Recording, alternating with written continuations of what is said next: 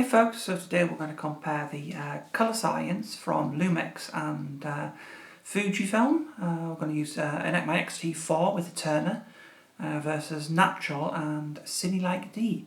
So I'll just be recording some clips to camera with this background in, so you can basically make your minds up as to which one you like. You know, some people have no preference, it's a matter of taste. So first up, we're recording Eterna versus Natural. It is my slightly tweaked version, Natural, which is slightly flatter. And of course the Lumix, being a full frame camera, has a little bit more dynamic range, as you can probably see from the highlights, which aren't quite as blown. But I've tried to match them as close as possible, and both cameras are using the kit lens.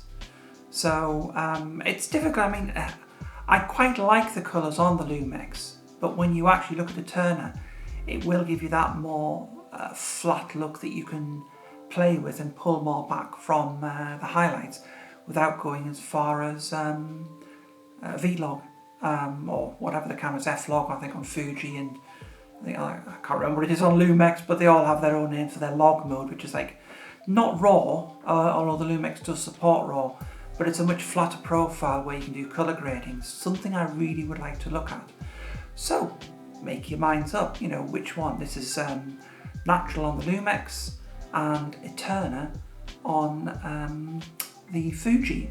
And next we'll do CinelikeD. So we're on to the CinelikeD versus Eterna profile. These should be a little bit more comparable, a little bit flatter. I still think that the Eterna profile kind of has the edge. It's got slightly different tones in the skin tones, as you can see. But you know, again, what do you think? You know, chat in the comments below.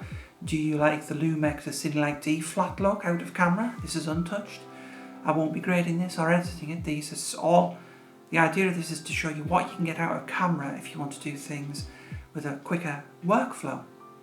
So again, X-T4 is Eterna, and the Lumix is now on, it's CinelikeD2 actually, which the S5 has CinelikeD2, but I think it's equivalent to CinelikeD, which is on some of the other Lumix cameras.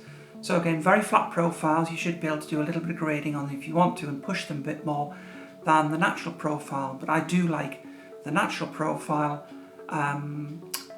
straight out of camera for general work, and we're going to finish on that as we wrap up. So there you go folks, what do you think? Please, this was more for some people who've requested this, for you to sort of discuss in the comments below, and let me know what you think, whether you know you prefer CinelikeD, do you like the flatter profile, what do you think of the comparison to Eterna? You know, have you shot Fujifilm before? It's difficult to know who to aim this at, because obviously I shoot Fuji and Lumix, so it's both cameras. I still do like the natural profile, but I do enjoy that flat filmic look, if that's a word, that you can get straight out of camera with the Fuji camera. The colour science is lovely. I just wish they did a full frame camera, because you haven't got that full frame look. These have both been recorded at the equivalent of 35mm to give you the same field of view, and I've tried to match the f-stops as best I can, but it's a bit difficult on the full frame into the crop, so you might see some shallow depth of field on the Lumix, but please do discuss in the comments below, let me know what you think, and let me know if you have any other ideas for Lumix videos you'd like me to do.